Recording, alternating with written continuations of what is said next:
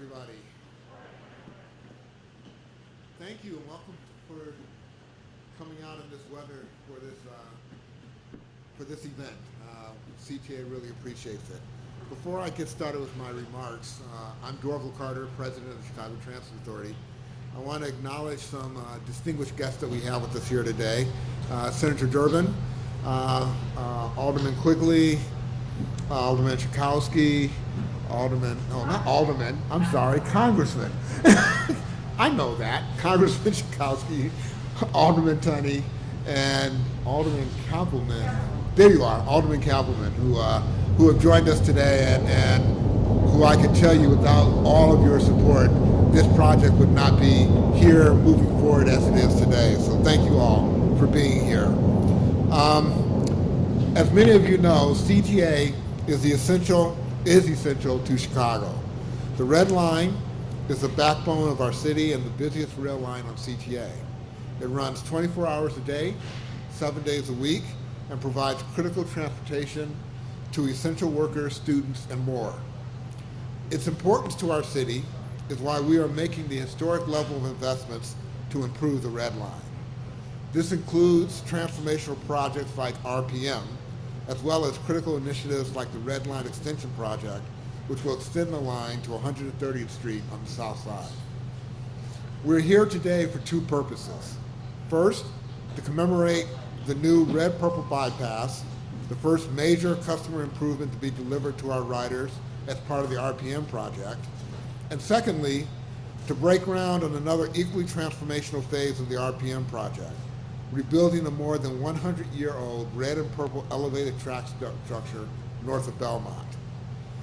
The bypass has removed a significant obstacle to our ability to provide quality rail service by building a new bypass bridge for northbound Brown Line trains. We have effectively reconfigured a 115-year-old rail junction where the red, purple, and Brown Line train traffic intersected. With the new bypass, our train no longer have to stop and wait for other trains to cross through the junction north of Belmont. This allows us to move trains more efficiently and provide more reliable service while reducing delays and overcrowding on trains and platforms. It is also, very importantly, increasing our capacity to add additional service during the busiest travel periods. Already, more than 10,000 Brown Line trains and more than 500,000 people have traveled on the bypass. While the bypass benefits are many, there's a more critical work to be done here in the near future. Behind me, you can see red and purple lines. These were originally built by the Northwestern Elevated Railroad and opened in 1900. At more than 100 years old, this elevated track has served multiple generations, and now it is time to rebuild for the next 100 years. Continuing to operate a busy rail line through this outdated infrastructure results in high maintenance costs and the need for frequent repairs that disrupt service and slow travel. Today, we break ground on this important next phase of the work. Over the next 3 years, we will rebuild these tracks between Belmont and the south end to roughly West Cornelia Avenue on the north end. When this work is completed in 2025, the new track will be straightened and modern, providing quicker, more comfortable ride. As with all phases of the RPM project, we will provide train service throughout the construction period. Projects like RPM strengthen our city by providing reliable transportation. And while providing the best service to our customers is always our priority, the RPM project has also been more than about getting people from point A to point B. RPM is also about investing in communities too. We are creating training opportunities and jobs for Chicagoans across the city, in part by focusing our efforts in the lowest income zip codes in the metropolitan area. So far, on this project alone, more than 1,300 jobs have been created and more than $34 million in wages paid to residents of the city. Secondly, we have worked hard to increase our participation in this project by small businesses designated as disadvantaged business enterprises. To date, more than 70 small businesses have been awarded nearly $200 million in contracts for RPM.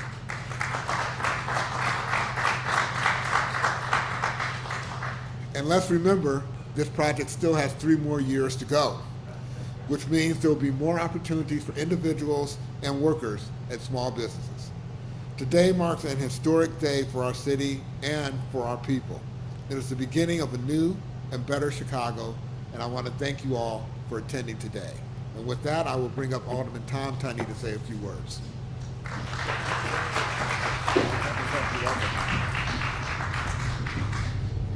Good morning, everyone.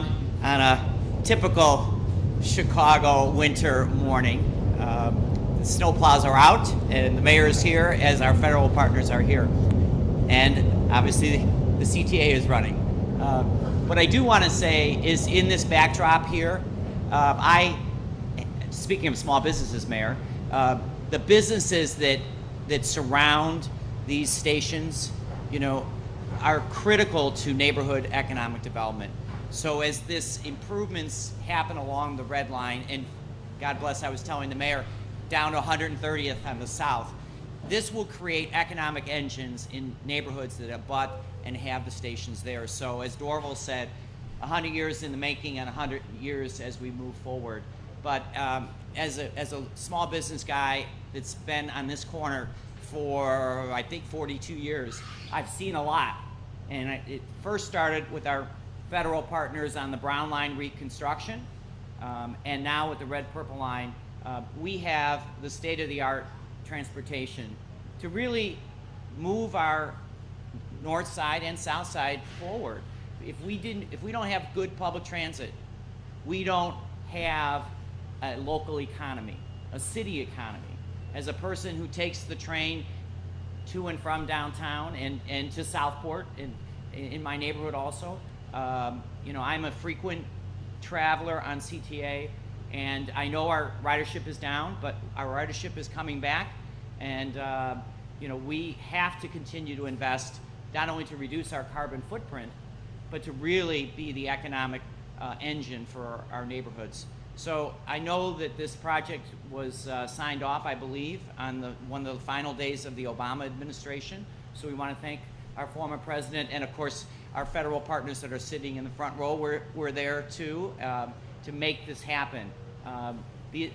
These dollars are competitive and sought after, and Chicago was a major beneficiary of the Red Purple Line, and I see as we're moving more to the south extension, it would be impossible without our congresspeople and our senator and our mayor, of course, to really advocate that public transit is the future of cities. With that, I want to introduce our leader, my mayor and my friend, Mayor Lori Lightfoot. Mayor.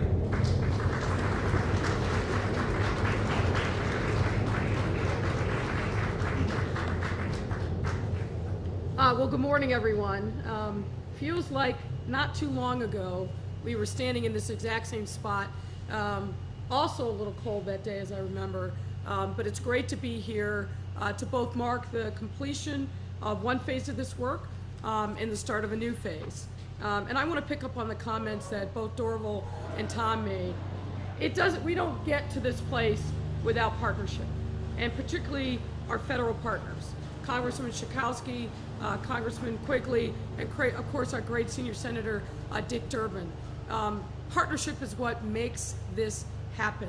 And look, I'm sure a lot of mayors in a lot of cities will say different things about their relationship with their federal delegation, but I would put to the test anybody to say that they've got a better federal delegation than we do. Anytime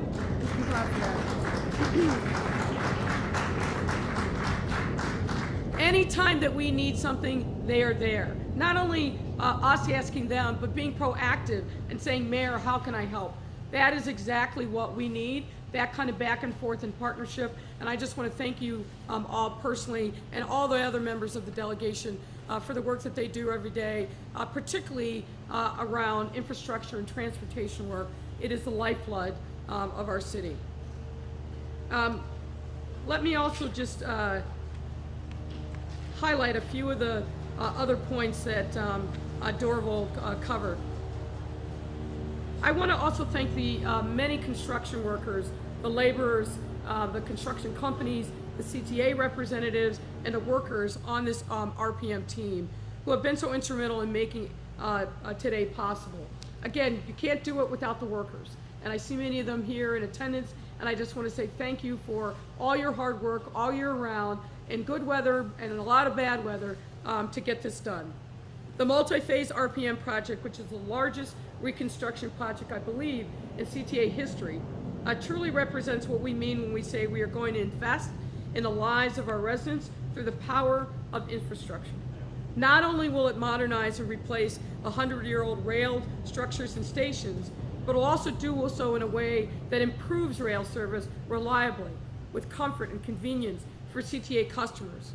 In 2019, the CTA began phase 1 of this project, which leverages $2.1 billion and includes 4 new and 100% accessible, let me emphasize that, 100% accessible red line stations to replace age stations at Lawrence, Argyle, Berwyn, and Bryn Mawr. And let me just say another thing that we ought to be proud of about the CTA.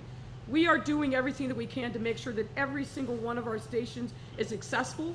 President Carter and his team have been leaders on this, not only here in the city, but nationally. And the infrastructure bill, which he worked on with our other senator, Senator Duckworth, around accessibility, has now become the standard for the nation as part of the bipartisan infrastructure bill. So thank you, President Carter. This new project will also include the reconstruction of adjacent track structure so that riders can enjoy a smoother ride, a new rail signal system from Howard to Belmont, and a new modern bypass north of Belmont Station where red, brown, and purple line trains connect. Today, we're here to celebrate the completion of the bypass, which began service at the end of last year and serves as the first major improvement for CTA customers as part of the RPM project. The red-purple bypass, which is the first new permanent mainline track to be added to the CTA since the Orange Line opened in 1993, eliminates a 114-year-old junction that became a total choke point for CTA service. This choke point has understandably frustrated many customers and riders, but with this new bypass in place, northbound brown line trains are carried over north and southbound red and purple line tracks, allowing the CTA to add trains during the busiest commute periods and eliminate capacity restrictions caused by the antiquated rail junction. As Kimball-bound trains and red and purple line trains will no longer have to stop and wait for each other to pass. CTA customers are now able to enjoy quicker, more reliable service. In addition to celebrating the completion of this project, we're also here to announce the upcoming reconstruction of a 100-year-old red and purple line track between Belmont and West Cornelia. This work, which is expected to begin next month and continue through 2024, will not only increase train speeds and improve service reliability and comfort, but implement new closed-deck track structures, which will create a quieter CTA for neighbors and pedestrians, which is a good thing. Chicago has never been and never will be a city that settles for good enough. And that's especially true when it comes to our transit system. It is only fitting that as a world-class city, we have a world-class transportation system, one that connects neighborhoods and removes barriers to access by getting residents and visitors where they need to go on time in a way that is simple and affordable. And this is the legacy and history of the CTA. Let me just end by saying this. The CTA has been the only train station that has operated at full schedule throughout the pandemic. And that is done and possible because of the work of leadership, but it's also done and possible because of the work of the workers. I want to thank all of the CTA workers who have been on the front lines through this pandemic, who have endured so many challenges, but I'm happy to say, working collaboratively, we've been able to push forward, protect you and keep you safe in the workplace, and make sure that we're listening to what your concerns are. We will continue to prioritize safety, not only rail safety, but obviously safety of workers and customers in the stations. But the CTA has never stopped, will never stop, and I'm very, very proud of the accomplishments of the team under President Dorvel Carter's leadership. I'm proud of the work that we've done in hiring and making sure that we're prioritizing opening up opportunities for local residents. But this is a great and important day. And the thing that I'm most looking forward to, aside from this project, and we talked about it briefly, is finally extending the red line to the south side of Chicago and making sure residents on the far south reaches of our city have access to good, reliable transportation to get to and from jobs, to get to work, and other entertainment so they feel this level of connection to our city. So with that, I welcome up our senior senator, Senator Durbin, to say a few words. Senator.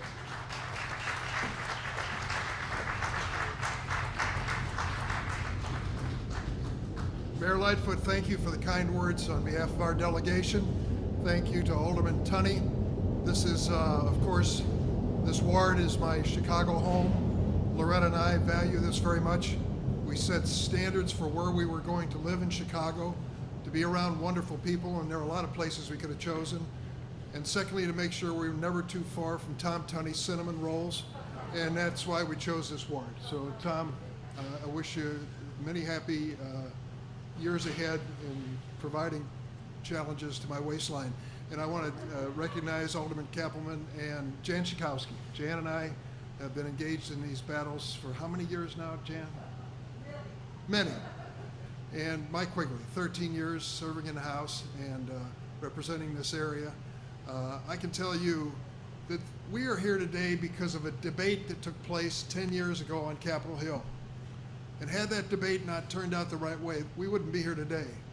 And here was the debate.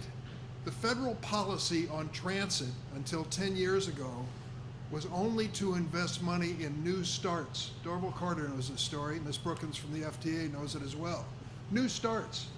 And so those of us from communities and cities that have been around for a while were saying, what about us? You know, this isn't a new start, but it's just as integral and important to public transportation as any new idea that anyone comes up with.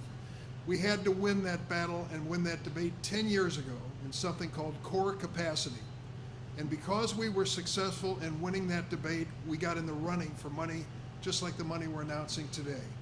And that money has been invested in cities like Chicago and New York and Boston and all around the nation.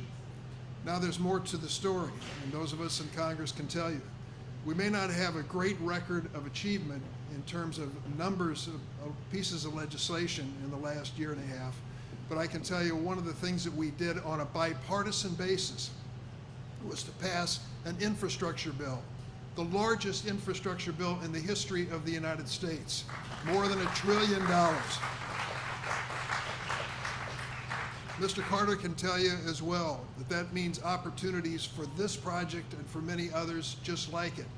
Then we came through with a relief package, the rescue plan that President Biden proposed.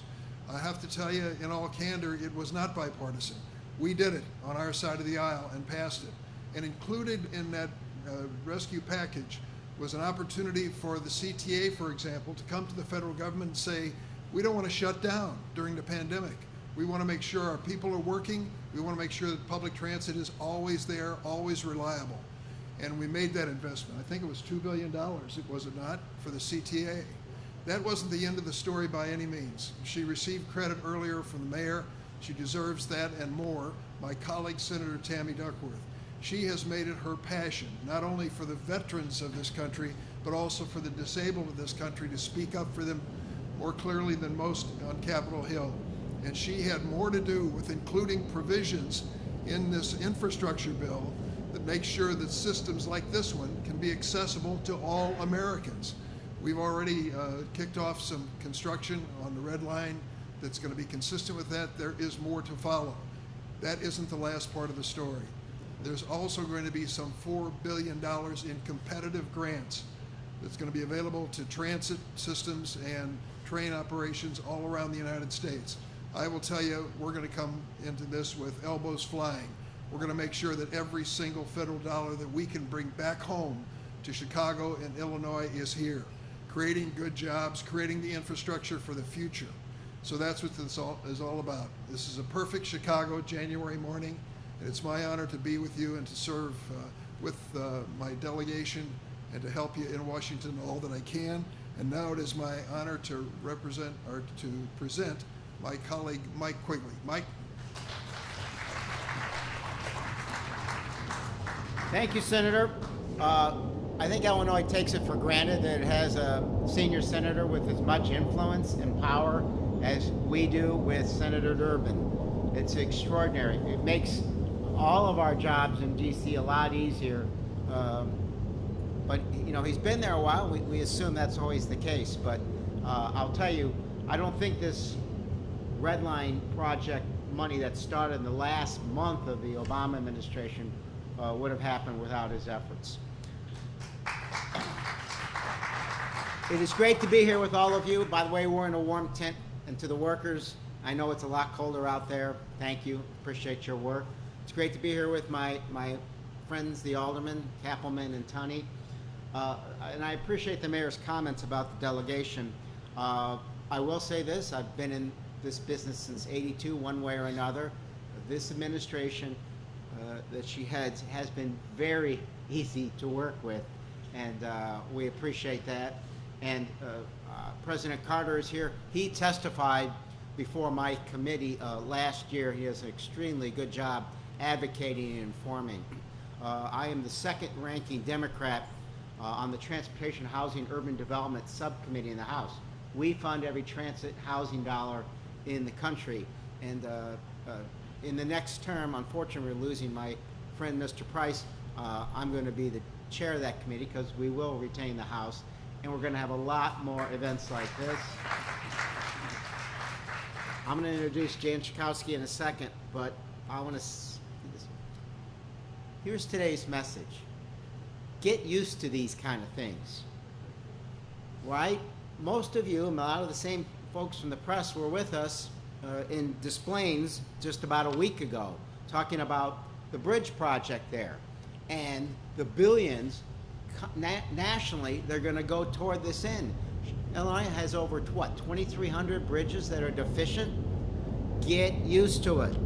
The EV, the electric vehicle centers that are going to be put up all over our country, help address climate change, put electricians and others to work in mass. Get used to that. You're going to meet us along the river. You're going to meet us on our bridges. You're going to meet us on the 606. You're going to meet us on the lakefront. You're going to meet us as we address the digital divide. And I know Senator Duckworth was very involved in getting the infrastructure bill, the water systems projects to replace lead pipe and get water mains to everyone, so everyone has access to safe drinking water, and we have waste disposal that's effective. And this is, as you know, long overdue. You see the civilian grades, that engineer grades that we get, C's and D's and F's. That's been there a long time. So you talk about the Biden agenda. In our lifetime, in my lifetime, every president has wanted to do the big infrastructure bill.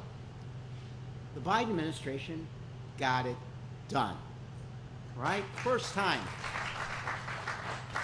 Plus, let's think about this notion in history. FDR, in the worst of the Depression, did infrastructure that we still use today. And he didn't just rebuild the existing infrastructure, he electrified rural America and changed the world for them. When Eisenhower came back from the Second World War, he didn't just rebuild the infrastructure, he built the interstate highway system. So yeah, you're going to see us at the typical roads and bridges and transit, and that's what we should do. But you're also going to see us build infrastructure for the next century, not just the last century. Also important. So thank you so much for being here. And again, get used to this. And we, the best idea of the day, Mr. Carter, the tent. If you can make this sucker mobile, that would be really helpful because we may need it for a while. But as you understand this project, appreciate how far south it goes and how far it continues to need to go farther south. But currently, this project that we're looking at right here is going to make getting to Howard and Evanston a lot easier, quicker, and safer. So who better to bring up to talk about that? Our good friend, an extraordinary advocate, Congresswoman Jan Schakowsky.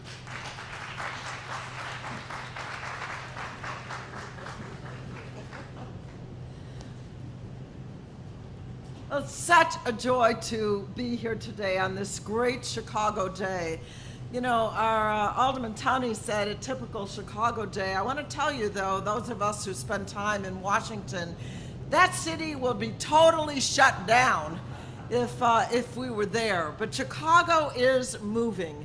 And what we see today, because of this tremendous partnership that the mayor talked about, because of the great work of our senator and our delegation from Illinois, including Senator Duckworth, we are all together. Chicago is continuing to move forward. It is so exciting, and thank you to all the both aldermen that are here.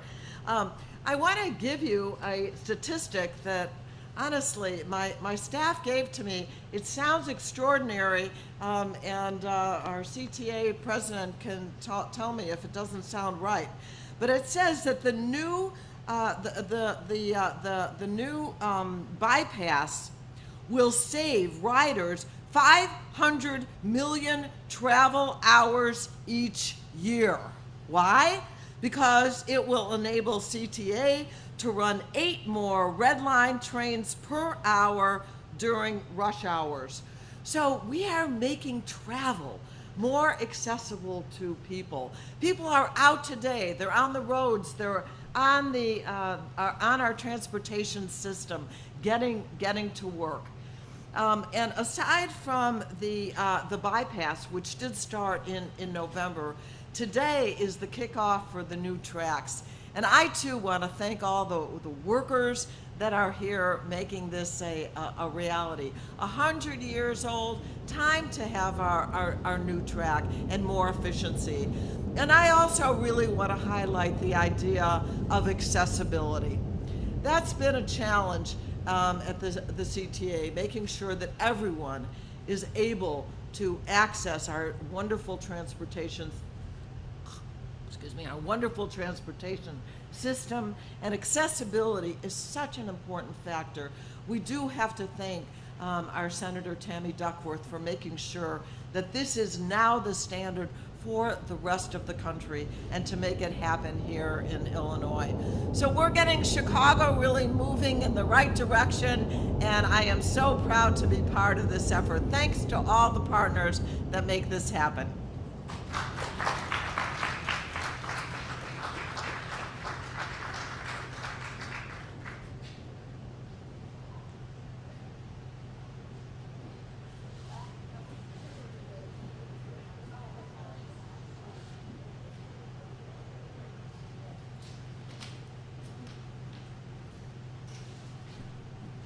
I'm told we're doing Q&A, and then we're going to do our shovel shots. So, Thanks a lot, Mayor.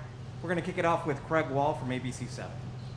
Good morning, Mayor. Good morning. First of all, can you update us on the investigation into Melissa Ortega's murder? And we've got a follow-up for that, if you would. sure. Well, first of all, let me publicly extend my condolences to Melissa Ortega's family. Losing a child under any circumstances is horrifying, and the circumstances in which his family lost this precious, precious child is almost unspeakable. I'm pleased to say that, as it always does, the Little Village community has really stood up and rallied to wrap its arms around the Ortega family and really help with every conceivable need. My team in the mayor's office and across city government has also provided supports, and we will continue to do so. I've been following the investigation very closely.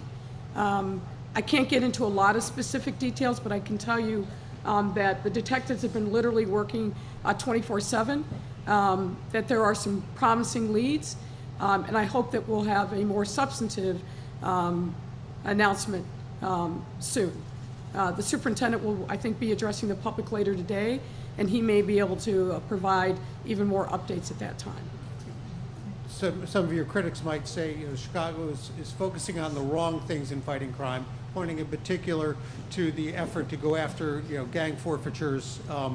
What is being done now to make a difference for people who are saying, like, there's no hope out there that this is ever going to end? Well, you always have to have hope, and as a person of faith, I always have hope, and we have made progress. But you know, the gangs and the guns are the primary drivers of our violence in the city, and the notion that we would not use every tool to go after them, and particularly to take away the profit motive. I think what you're going to find is this was an inter-gang conflict. But we've got to make sure that we send a very clear message and strike very hard blows against every gang member in our city. Obviously, this little girl was not the intended target, but the fact that they are reckless and operate without any regard for the sanctity of human life, we have got to stand up and stop them and use every tool at our disposal to do so. We continue to be very strong and aggressive in our gang investigations and making sure that we're taking guns out of their hands, taking drugs out of their hands, but we also have to go after the profit motive. You're alluding to our Victims' Justice Ordinance, which specifically is focused on doing just that. Going before a court, putting together evidence that identifies gang leaders, the hierarchy, the shot callers, who are wreaking havoc in our neighborhoods. We need to send a very clear message on that. We had, I think, a productive subject matter hearing on this issue on Friday, and I look forward to moving the ordinance forward for a vote and its passage so that we can then use this as another tool in our fight against gangs. We cannot rest while we see this increase in violence, and a lot of it is driven by gangs and illegal guns.